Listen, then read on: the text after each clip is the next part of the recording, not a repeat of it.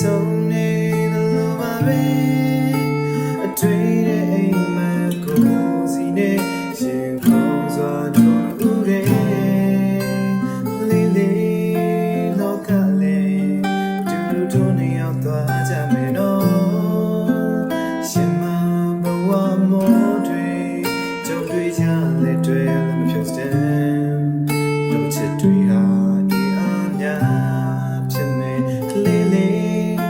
ခွင့်လွတ်တယ်ငယ်တော့မင်းမချစ်တော့ရင်လေ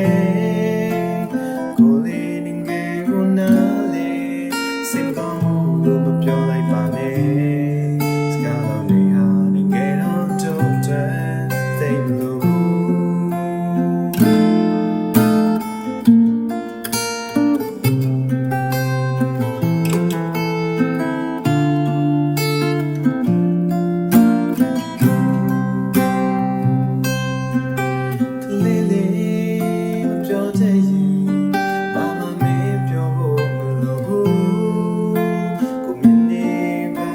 ချစ်တွေ